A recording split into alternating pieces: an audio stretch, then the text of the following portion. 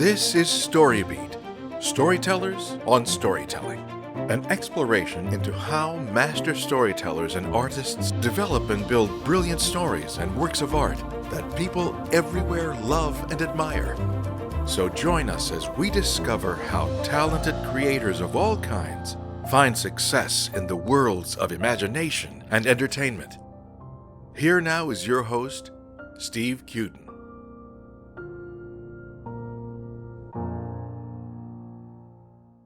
Thanks for joining us on StoryBeat. We're coming to you from the Center for Media Innovation on the campus of Point Park University in the heart of downtown Pittsburgh, Pennsylvania. If you like this podcast, please take a moment to give us a rating or review on whatever app or platform you're listening to. Your support helps us bring more great StoryBeat episodes to you.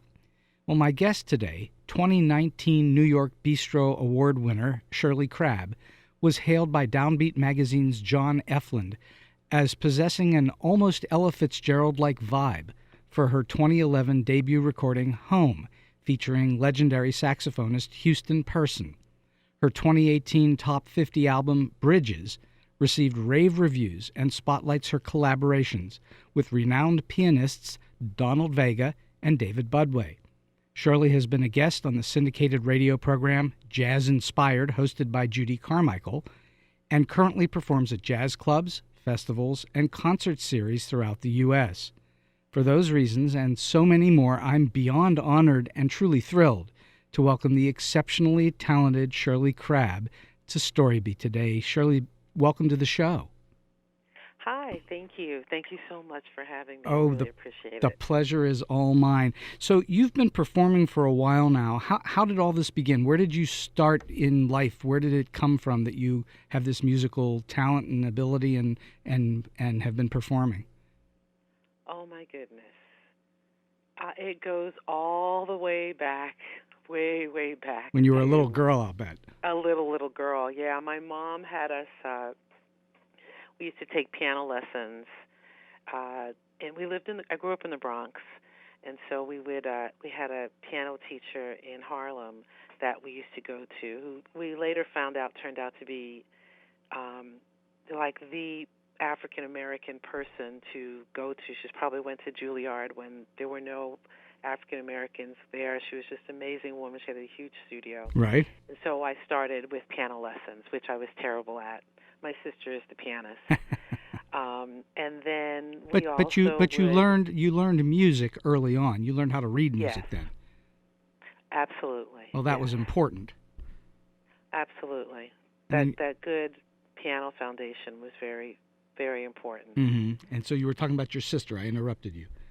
Oh no, that's okay. We'd travel down to Manhattan, sometimes by ourselves. We were like 10 and 7, getting on a train from the Bronx to go get our piano lessons with our money wrapped up in a little, handkerchief that our mother had given us. That just Right. tells you how life has really changed. Yes.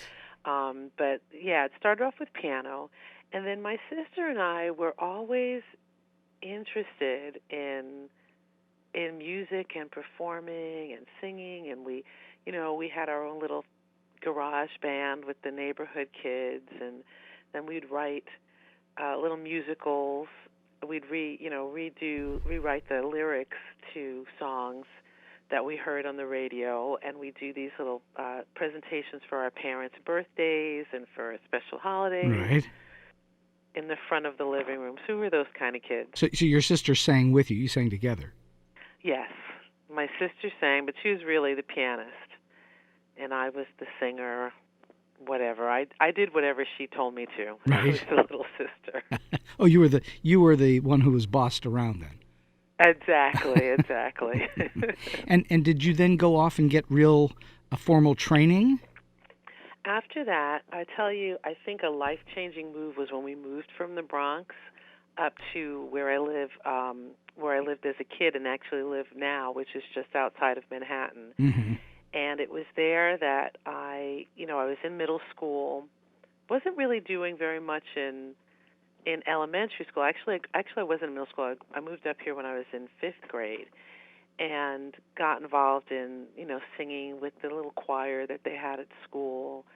But I kind of like somewhere in one of those music classes, I recognized that I really enjoyed singing, and I enjoyed hearing my own voice, and I loved it. Mm-hmm. And then several years later, the head of this music department, I guess she discovered me. I had a solo in one of our spring concerts in middle school, and I was singing and playing the guitar, and she said, "You need to come and take voice lessons with me." And I was intrigued, and so that's where I kind of started. I started studying music on a more formal basis for my singing. Right. I had already been taking piano lessons for years. You started to be able to understand how to operate your own voice, your own instrument. Yes.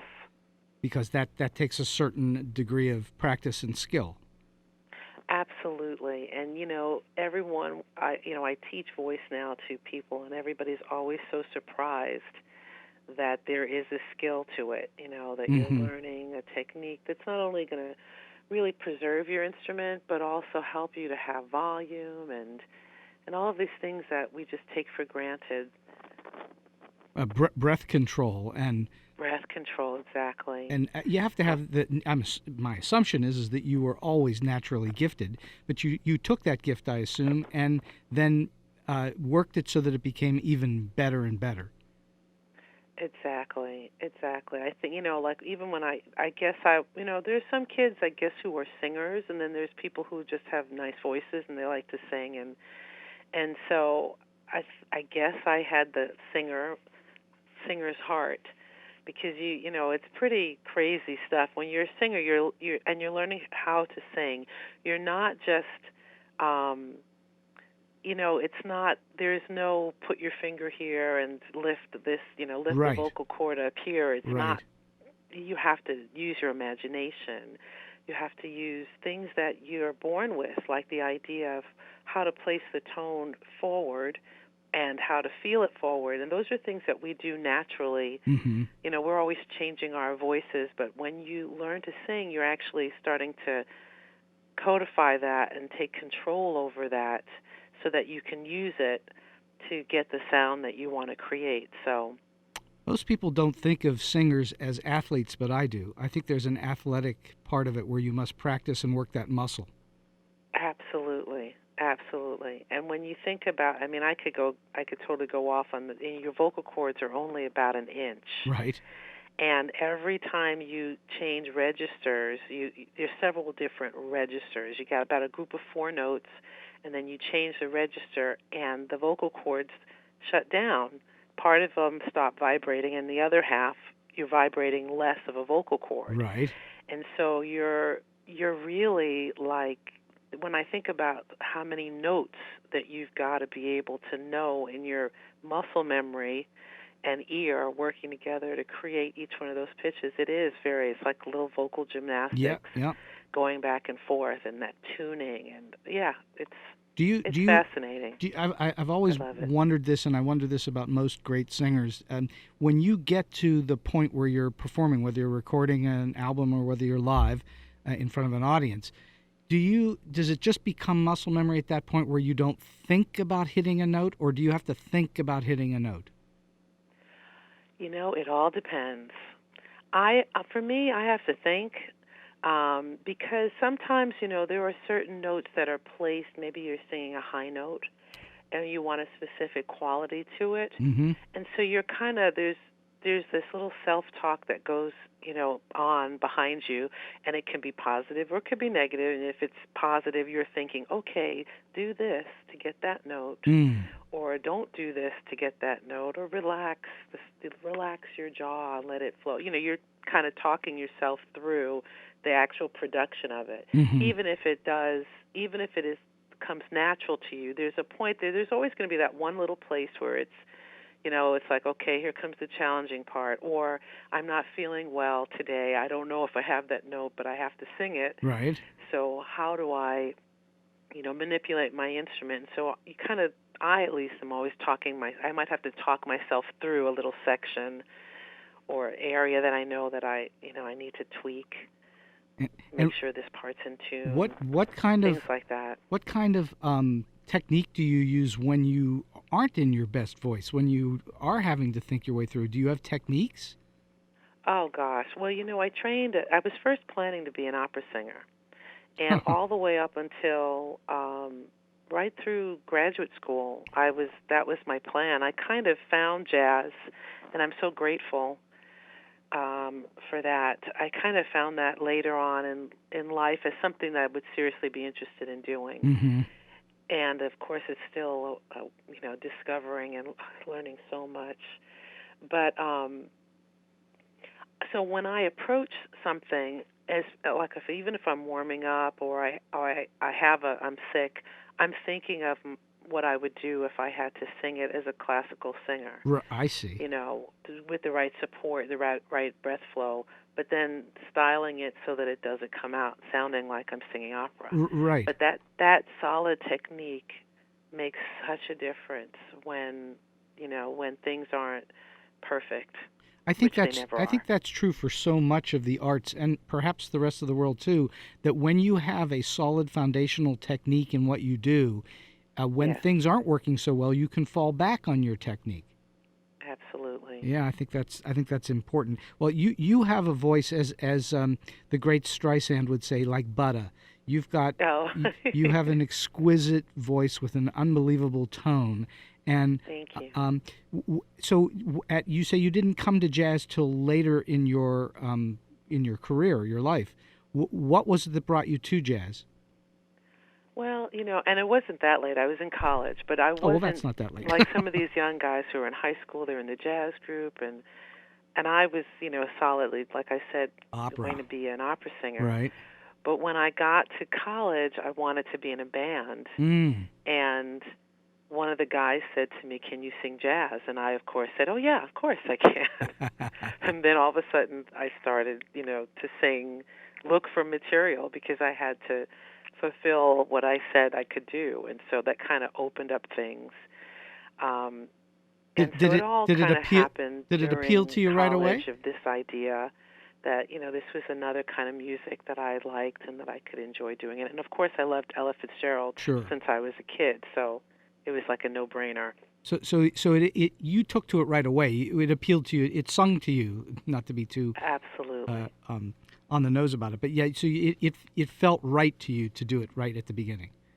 Absolutely, it absolutely did. And sometimes I think about how I would, even when I was, just by myself, how would I always just kind of sit and make up, improvise on anything, I was into Bobby McFerrin for a little while, so I would try to do my Bobby McFerrin thing and, just improvise on my doo-doo-doots and all that stuff, and not thinking that could be something that I would ever pursue. It was just me, just kind of the way that I felt like spending some time while I'm alone and just enjoying, singing. And so, yeah, I definitely feel like it was definitely something that I was definitely drawn to. So when you were doing Bobby McFerrin, were you also doing where you were the full orchestra yourself, the way he does it? I tried, but I wasn't good. But it was in my heart. He's pretty amazing when he does all that yeah, stuff. He's pretty amazing. He's unbelievable. So for many, music is a calling. Do you think it's a calling for you?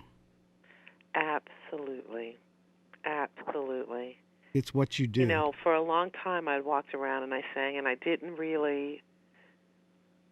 understand why people, I knew why I liked to go to concerts, and I knew why that I got something out of it and I enjoyed it, and why I liked to listen to music, but I could never understand why people would want to come to hear me sing, because I just thought, like, I'm just regular old Shirley, like, why are you doing this?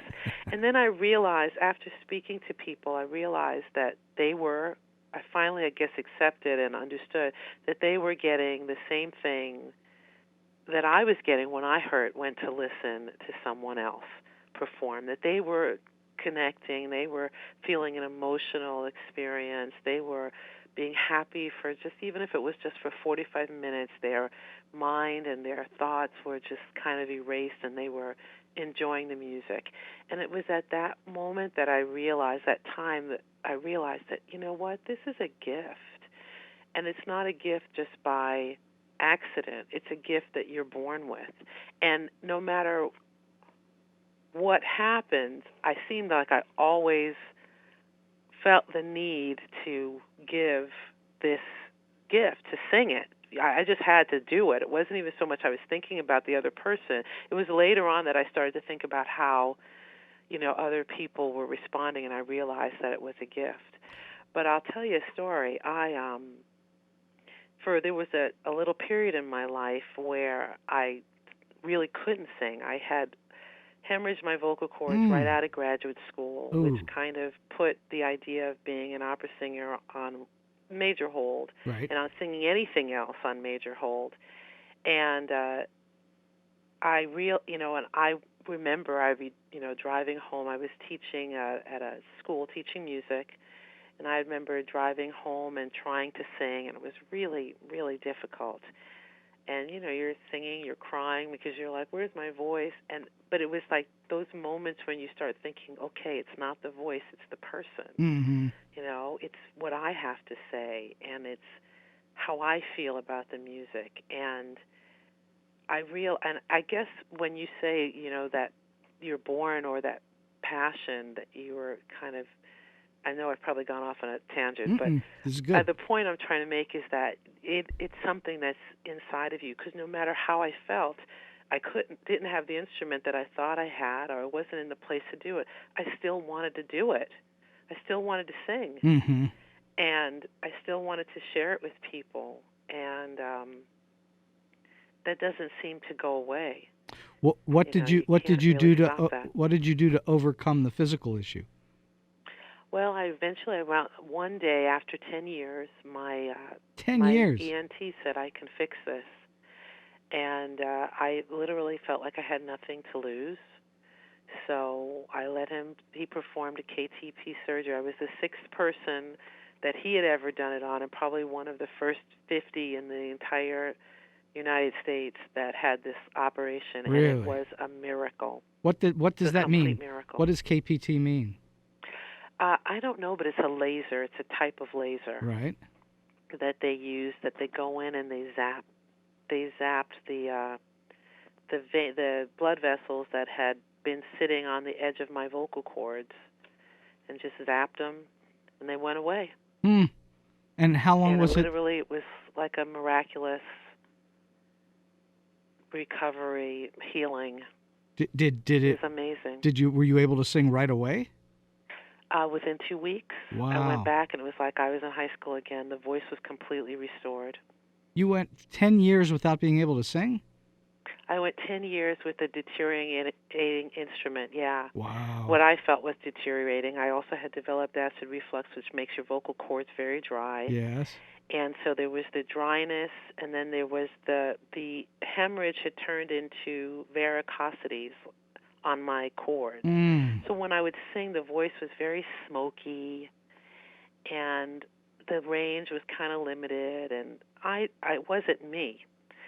And I still tried to do things with it, but it wasn't me, and it would get worse and worse and worse. And I'd go to the doctor and say, "Is there anything?" He said, "Nothing's changed." Looking for hope and just praying, and then trying to feel satisfied with where life had taken me. It was a big time of real soul searching, of really trying to see, who am I? And that's when I decided that it's not the beauty that you present on the outside. It's what's on the inside that makes you the singer. That makes you the artist, is what you have to say. Yeah. And so maybe that was the lesson I was supposed to learn, because then within a couple of years, my doctor fixed it. And then after that, I said, okay, it's time to get this baby going. Well, I think for the listeners, this is a very valuable thing to consider, and that is that you've suffered from what could have been a career-ending situation, and you just kept at it until you found a solution. And that is not necessarily going to happen in every case, but it's certainly worth continuing on and not giving up. Absolutely. Absolutely. It must have been very frustrating for that period. It was very frustrating, but like I said, everybody has their moments when their character gets defined, Mm-hmm. and when they figure out, okay, who am I really? For me, it was I really, in my mind, didn't think, I was hoping and had faith and was praying that it would be different, but in my mind, I had to really come to grips with the idea that this might be all there ever is for me as a singer. This is the sound, and what am I going to do with that? And so it was a good, now that I look back at it, it was a very good time for me, because during that time I was working with students, young people. Right. And it's hard to teach young people and try to pursue a career at the same time, because kids, they can tell when you're not there 100%. Right. And so for a short time they got me a hunt for, I said, I'm going to do my best and just pour what I have into these young people. And they flourished. There was a group of them that was by far the best group I ever worked with. They were super talented, and every last one of them is now, there were 6 of them, and they all went off to pursue creative lives. One of them is, she's traveling around the country doing off-Broadway and Broadway tours, and not Broadway tours, just those off-Broadway tours. Mm-hmm. Another one wound up going up to study music, came back with a degree, and she's working in an office that does creative stuff. The other one is a photographer, and one went to school. I mean, I could tell you stories. It's pretty amazing, but So in a way, your problem was their benefit. Absolutely. Yeah. So, all right, aside from doing a lot of performing, what do you do to develop your singing talents? What do you do now exercise-wise, or how do you maintain what you finally got back? What do you do? Well, of course, I practice. Practicing, I also have developed my own routine to keep, because I still have acid reflux, so I have a routine that I do to keep my voice, the moisture and all of that in my voice and in my sinuses and all of that stuff. And so I have that physical routine. And then, I'm listening to music and going out and getting inspired by other people. Who inspires you? And I'm working on some new projects. Who inspires you? Oh, my goodness. I am still, I tend to be the kind of person that gets stuck, and I can be on someone for like a year and just like listening to them and soaking up everything. It's kind of, I don't know if it's good or it's bad. It's just how my brain works. But right now we're getting ready to revive a show that I had done before on Ethel Waters, who was a big star back in the 20s and 30s and into the 50s and 70s. I think she died in the late 70s. But so we're actually doing it this next weekend. My accompanist, David Budway, and I would do a show called The Incomparable Ethel Waters. Mm-hmm. And so I've been getting refamiliarizing myself with everything, making sure that I have everything memorized, and we added a few new numbers. So she's someone who I really absolutely love and never tire of listening to. And so Ethel Waters is the prime focus at the moment? Is that what you're saying? At the moment, yeah. But I'm also, I've been going back to some of the people that I used to listen to when I first started getting interested in jazz. And Carmen McRae is someone who no one really talks about anymore. And so I've been listening to her a lot because I'm thinking about trying to, do some more of her music, bring more of her music out. Mm-hmm. And so she's wonderful. I don't know if you're familiar with her, but I am. I also had the good fortune, I won't tell you how many years ago, but I got to see Sarah Vaughan at the Hollywood Bowl. Oh, nice. Oh, I yeah. think I might have that album, or I know I have cuts from it. It Oh, was that's awesome. great. Yeah, it was awesome. I bet it was. She could what they call sing. She could she could do some sing. She could do some stuff. It was like holy moly. Yeah, absolutely. At what point in your either before or after your problem with your vocal cords, at what point did you think to yourself, you know what, I really am a good singer. I'm good at this. You know, I don't know if I'll ever feel that way. I feel confident about what I have to present because when I get before an audience, I try not to think about, because if I focus on my own goodness or badness, it's going to take me down a rabbit hole, as they say, that common term right now. I think more I'm at the point where I walk into a space and I feel like I'm going to share my heart and I'm going to give something out to the people that are listening, and I'm going to hope that they love and accept it and appreciate it. But I'm there to, so I'm not necessarily thinking about or feeling whether I'm good or not. I think that or however anybody evaluates those things. I just feel very strongly that I have something that I really have to share, and that it's my responsibility to give it. It's kind of like when you have something on your heart and you just can't let it go. So I can't really, for me it's hard to really say I'm good or not, because there's so many things. Every time I open my mouth, I'm thinking, oh my goodness, I wish I I should know this better, or I can work harder on this part, or I need to take another look at this. So it's hard to say that I ever had a feeling or not. I'm not sure. I think that answers your question. I think it does. Like many artists, I do believe, I'm a firm believer, that if you think to yourself, I have arrived, I'm good, I think at that point, hopefully you haven't stopped growing and learning, but if you have stopped growing and learning, you're pretty much done. And I think that the great artists never stop learning and growing. And I assume that's where you are. You're continually trying to get yourself to a different place. I feel like I've just begun in so many ways, and I think, there's a difference, I think, between confidence and then feeling like you're saying, arrived.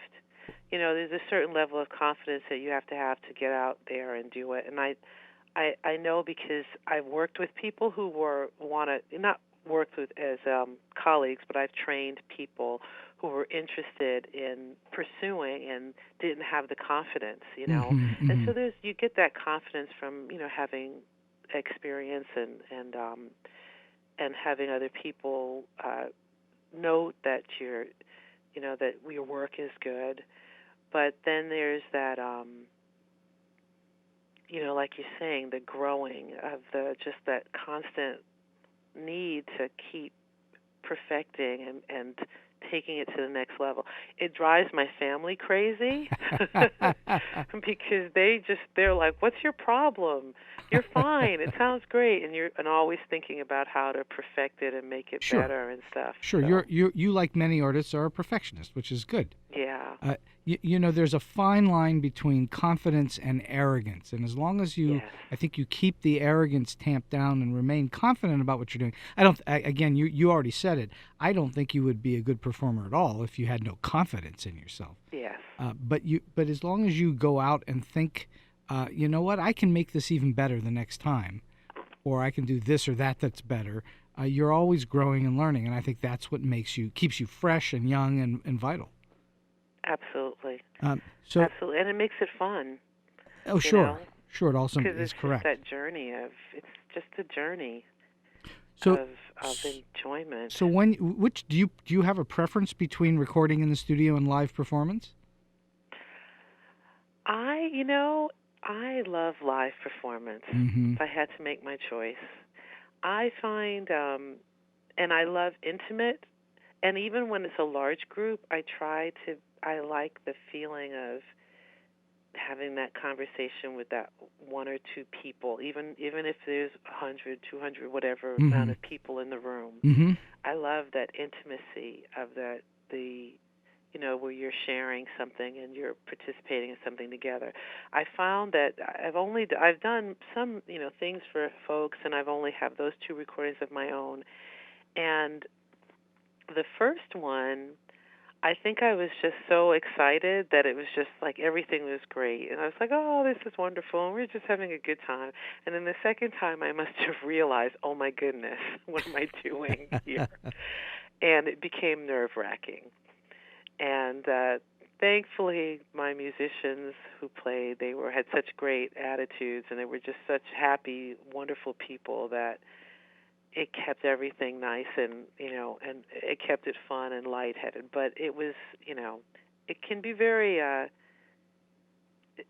to me it's harder in some ways because I do enjoy seeing people's faces and their reaction and talking to them Mm-hmm. through the music and I enjoy that energy.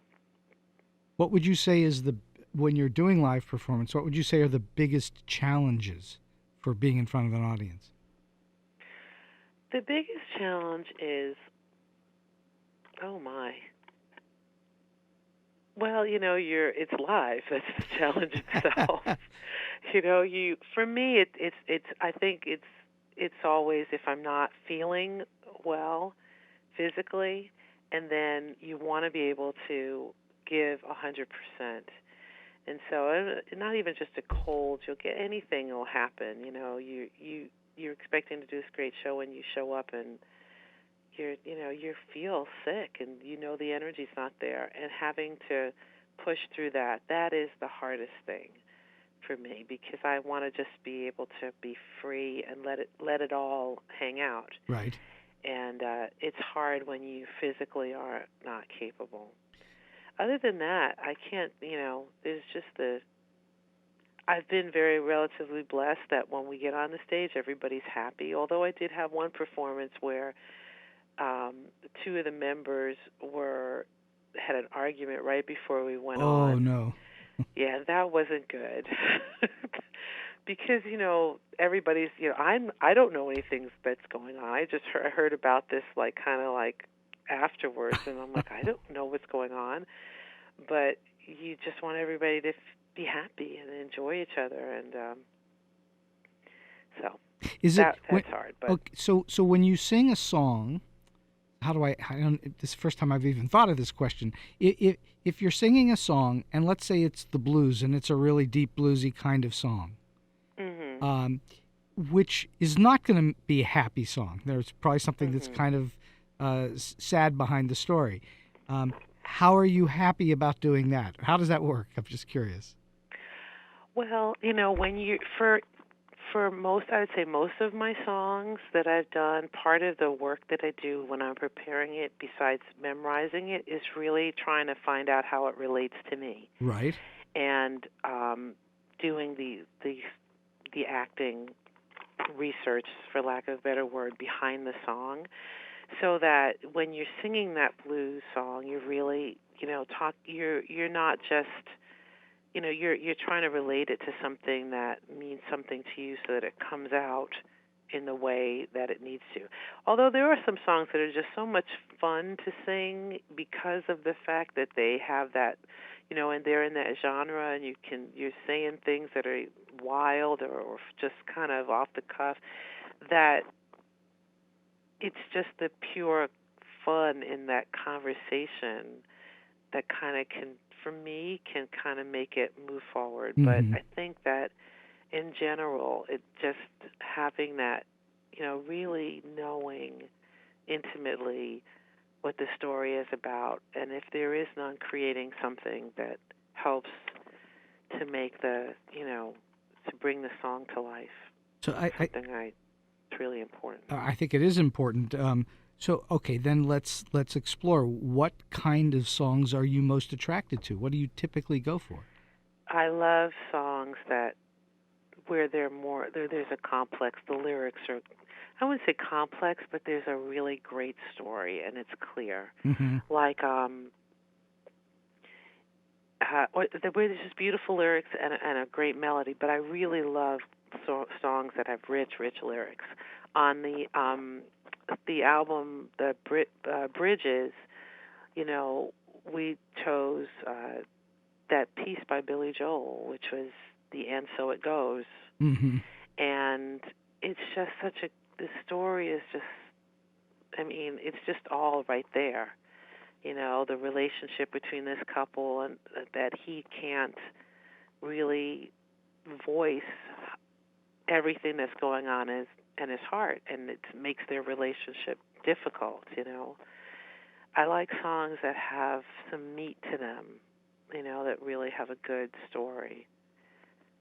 So I would say that that response is exactly what I was expecting you to say, because Mm-hmm. you are so clear in what you're saying when you're singing, and sometimes you hear singers and you can't really understand every single word. You can understand every single word that you're singing, and I think that means that you are a storyteller. That's important to you. That we understand what's going on.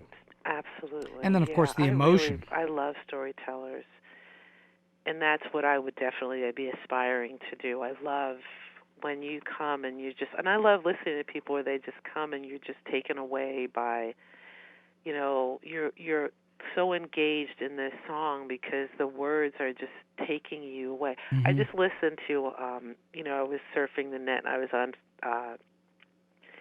YouTube, and I happened on Sammy Davis Jr. singing Mr. Bojangles. Oh yeah. Mm-hmm. Have you ever seen this one? Oh sure. Oh, my goodness. Now you're talking about my generation. I couldn't stop listening. I'm giving away my age, but yes, I know Sammy Davis Jr. singing Mr. Bojangles. Well, I wasn't meaning to give away your age. I know him, too, so, hey. Yeah. But I had never seen that particular video, and I was completely mesmerized, and I thought to myself, that's how it's done. That's the way it's done. It was just so, he pulled it, every nuance out of it, and it was just wonderful. Well, he that's a particular person who was there's no one ever been like him and never will be. He did things, I think, because he'd been doing it since he was 2 or 3 or 4 years old, whatever it was. He was a little boy when he started performing live on stage with the act, and he knew how to work a song and work the audience, and he just knew it like nobody's business. And like part of the problem with today's singers is that there is no place for that anymore. I mean, he grew up in an era where there was a place, the tail end of vaudeville and so on. There's no place for that anymore. So people have a hard time finding a training ground for it. Yeah, very true. Do you select work when you're looking for work? Do you select work that only, that's maybe the word only is wrong, that appeals mainly to you, or are you thinking about what will appeal to your audience? Do you think about the audience that way? I'm thinking about both because what's been on my mind a lot. I have to love the song, and I want it to have some level of complexity because I like that challenge. And I don't know if I'm good at thinking about the audience. Lately, though, I've been really thinking about what makes, I'm not even sure I can describe it. What makes people happy when they come to hear you perform? Like, what is it that they really want to hear? Do they just want to hear me singing all the songs I love to sing, which, sometimes people are fine with that, I guess, but trying to build a program that has that excitement, not just we'll do an arc in the show where, you'll have your opening numbers and you have your ballads and you try to end it with these great, big numbers and then bring them back down and then send them home. but I've been thinking about what, like when I'm choosing songs, what are songs that people are just going to be like, yeah, that's the song I want to hear, even if though they didn't know they wanted to hear it, but they hear it and they go, aha. Did a show back in this early spring over. I was at the Berks Jazz Festival, and I was singing with oh gosh, of course now I can't remember his name. Famous pianist, and they brought in we put together a show with two other singers that were from that area, and he wanted us to do. We were all doing jazz. I did my jazz thing. Everybody was doing jazz. He was playing jazz, and then he says, "Oh, now we're going to end the show with Taking It to the Streets." By the Doobie Brothers. And I thought, oh my goodness, I don't sing like that. It was the first thing that went through my mind. That was I was like, okay, Shirley, quiet down. You can make this happen and enjoy it and do it the way Shirley would do it, And we had a great time, and the audience was like, they went crazy. And I thought to myself, okay, how do I, you want them to be happy. You want them to enjoy the entire road trip. The music that you love to sing that really brings your instrument out, and then you got to put in a few little choice things that's going to get them excited, that are just fun, for fun's sake, that's something they might know and love. And so I did a program a couple of days ago. Actually, this kind of started the one before that, but I had done a program, and it was just me and a guitarist, and I'm singing through my repertoire, and I decided to bring out Yesterday from the Beatles. Right. And, oh my goodness, you would have thought that I had just I was the Beatles themselves. They went crazy. And I just laughed. I thought, we did it the way I would do it. And it was just fun. It was fun for me, and it was fun for the audience. And just made me think that I always have to remember that when I'm planning a show, that I really have to plan something that's a mix of me and whoever it is that I'm listening to. Who's coming to listen to me, rather. Is there a song out there that you've yet to tackle that you would love to try out in a jazz form that would be very surprising to people, that isn't known as a jazz song? Well, we tried to do that with "And So It Goes." I don't know. I think it was, some people said they liked it. I don't know, but there are, I'm always looking for something like that. Listening to some of these, thinking about some of the really older songs. There's not anything out there right now that I can think of, but my ear is always looking for that one little twist. What's your favorite song to sing in live performance? Oh my goodness. Or one or two. Oh wow. That's a hard question. I have a lot of songs that I love to sing. Well, give us I'm just you trying to figure out a good idea of what does Shirley head for every time to know she's going to knock it out of the park. Yeah. Oh gosh. Well, I actually like to sing Home. I did that on the first album, and people love. That's a crowd pleaser. People always go, "Oh, I love that." I also oh gosh, I love Bridges. The Milton Nascimento piece that I did. Right. I love that piece. I love singing that song. That song is so beautiful, and when there's time for a piano solo, it's just so gorgeous. Those would be a few. I recorded "So Far Away," which was a Carole King song. Right. That I enjoy doing. Oh gosh, I didn't mean to stump There you. are really, truly so many. I mean, I think it would have been easier for you to ask me what song do I absolutely do not want to sing. Well, If let's you ask that question. What songs do you avoid? fly me to the moon, Oh, okay? you're not a Frank Sinatra fan. I love Frank. Frank, I would never ever say I wasn't a Frank Sinatra fan. I love Frank. He's great. But for some reason, that song just drives me crazy. Is it you just don't care for the song itself? I don't know what it is. I think maybe because I haven't, I haven't figured out a way to make it new in my mind. Well, It seems to always get locked into the same kind of wheel. It's always the same to me. And so it's possible I haven't figured out how to tap something else out of it that would make it really fun for me. But people love that song. Well, he sings it so far behind the beat, and once you try to do anything else, it's not as good. Yeah, maybe that's it. And so he's already given you the definitive version of it. So exactly. I think why that's try? it. I think so. Has anybody ever been more sort of laid back and behind the beat than he was? Yeah, no, I don't think so. I mean, lots of great singers are, but he was one of a kind. So, all right. So, when you're working live, do you do anything now differently than when you first started out, and how has that evolved? I have fun now. Before it was just terrifying, right? It was terrifying. I have very bad stage fright. And, in fact, I was so happy when I heard that Barbra Streisand had terrible stage fright because then I felt normal. I was like, okay, if Barbra can be afraid, I think I can be afraid. Yeah. But I was so terrified. I'd be driving in my car and I'd literally be asking myself, whose idea was this? Why am I going to this gig? I'd be so nervous.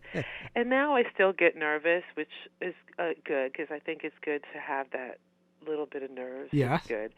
But now I set my mind to have fun. And that's the biggest change is that for me, I'm just enjoying the moment and having fun. I think, I was in the past, I was just had so many other hats that I was spinning that I never felt like I was had the time to really be prepared and relaxed. It was always the idea was getting the job done. And so now, so much of my life has changed where I actually am not feeling that kind of pressure, where I can go be prepared, do all the work that I need to do, and then just go and do what, my teachers used to tell me all the time, just have fun. Well, and you think, I can't have fun. This is stressful. This is something. But now I'm just really having fun and enjoying it. The word fun, that's a word that over my career, I've been, next year I'll be in this entertainment business for 50 years. And wow. Congratulations. Thank you. It's like, that's something to say. I don't know whether it means anything, but it's something to say. In any event, I've been teaching for a while, and that's one of the words that I use frequently with my students, which is have fun, because people tend to take their art so seriously that they forget that it's called the entertainment business, not the I'm uptight and sad all the time business. It's the entertainment business. And so having fun is a big part of it, and I'm glad that you think that. Yes, absolutely. I think that's what I learned from that experience when we were singing Taking It to the Streets, and why I'm thinking about how to program my music so that it is fun. It is, like you said, it is entertainment. We're supposed to be entertaining people. Exactly. And I think sometimes we do take ourselves too seriously and forget that it is supposed to be fun. I mean, when I first fell in love with jazz, I fell in love with it because I could not stop dancing. I would hear the music and I just want to dance. And I I was having a good time and they were having a good time. I would listen to, and it's not even just jazz, this happens to me when I listen to Mozart. I'm laughing in the middle of the song. There's nobody there. It's me and the music, and I'm just laughing because I hear the fun. that's happening. You know, I listen to Dizzy Gillespie, and I'd just be laughing and enjoying his personality and his take on the music and the silly things that he would do to just make it fun. And the greatest cheeks in music ever. Yeah, oh, absolutely. So, what kind of pre-show ritual do you go to? What do you do with your voice before a show? How do you go out? Okay, well, I definitely I vocalize, and do you really want me to get into it? It's Well, kind of I do a lot of just a little bit. I have a week where I drink this water that's called Eternal Water. It's Eternal water. Naturally alkaline spring water. I get the big, large. I'm looking at a bottle of it right now. I think it's 50 ounces, and I drink 50 ounces every day for a week. Wow. And then of course I have to be careful about what I eat because I have acid reflux, and onions and all that stuff irritate, and it dries out your sinus passages and the vocal cords. Mm-hmm. So I'm all focused on bringing moisture to my instrument, and then I'm doing, cleaning out the nasal passages with saline water and gargling to make sure that the post-nasal, this is gross, the post-nasal drip is clear, and being careful to get a good night's rest and those kinds of things, just to get the instrument right. Right. And then, the other kind of preparations of if I'm working on lyrics, I'm just, working on that all practicing all that stuff. So, but that my ritual, that is really a physical one. And then before I go on stage, I try to, not necessarily even before I go on stage, but at some point I just try to settle my brain. I know when I've had really, not just doing a gig at a restaurant or something like that, but when I've had a bigger performance, I've had scriptures. I'm a very spiritual person. I believe in the Bible, and so I would have scriptures that I would read to myself that helped me just to have, that confidence and to be able to relax, things like that. And so you have a series of also specific vocal exercises you do before you go out? I do. I do the same exercises that I would do through, just in my regular practice and maintenance of my instrument. So I just vocalize good. I usually vocalize in the morning, and then I take a rest. I usually also take a nap. It's all, getting the energy right for me so that I'm relaxed and just ready to perform. Yeah, I something tells me that the kind of music that you sing is not best sung uptight and nervous. No, absolutely not. It not. needs to feel somewhat laid back. Absolutely. And so that makes a lot of sense to me, that's how you treat your instrument by trying to find a way into being full of fluid and being fluid when you sing, and then yes. relaxation at the same time. Well, it's also too for me. It's like the physical, the stuff that I get to get my instrument just to feel clear, because for me, it's those things really hold me back. Like if my vocal cords are dry, my instrument doesn't do what it would do when everything is nice and moist and supple and clear. It's kind of like I was talking to a student about this. It's kind of like when you're playing a saxophone and you're singing, you have the reed. The saxophonist will put the reed in his mouth and get it moist, and then he'll put it into the instrument to play. And I asked him, I said, why does it do that? And he says, oh, so it's flexible. And so we started connecting that with the vocal cords having that same kind of flexibility. When they're dry, they're stiff, they don't move. So that whole physical kind of that craziness of drinking the water and steaming and all of that stuff is important for me, because then my instrument doesn't work the same way. Interesting. And then the other things are about me, because for me, I feel like it's when I'm getting ready to go on stage, it's about preparing my heart to give. because I'm about to expend a lot of my emotional energy to share with these people. And so I have to rest, so to speak, and calm myself so that when I go out there, I can just, give 100%. You lay it all out there. Because I'm a little bit of an introvert, I need to collect that material, that energy, so that I can go out there and give. Because it's giving, it's all about giving. Well, and clearly from what I've seen, because I've seen a number of your performances online, and I can tell that you give 100% of what you have. Thank you. So that obviously you need to not be exhausted. You need to be relaxed and full of energy. Absolutely. So I'm going to ask you a question I ask pretty much every guest. Okay. And it's a tough question, and sometimes I get really interesting answers, and sometimes it's hard to answer. But so we'll see what you do. What for you makes a good song good? And I'm not talking about just the lyrics, but what is it about a song that makes it good for you? That is a tough question. I think it comes down to the emotional, wherever that place where it just has the ability to take you there. And whatever is the story that's behind it, or the emotion that's behind it, it takes you there. And it doesn't have to be lyrics, like you're saying. It's not necessarily the lyrics, because although the lyrics are such an important vehicle, of course. I was listening to a really wonderful pianist who, of course, his name I can't remember, but he's a famous guy. He's really, really good.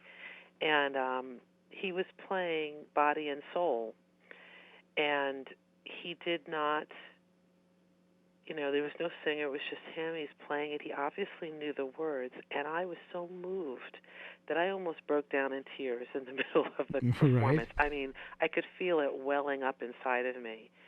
And there were no lyrics. I mean, I knew what the song was about, but there was just something about it that made me feel that emotion.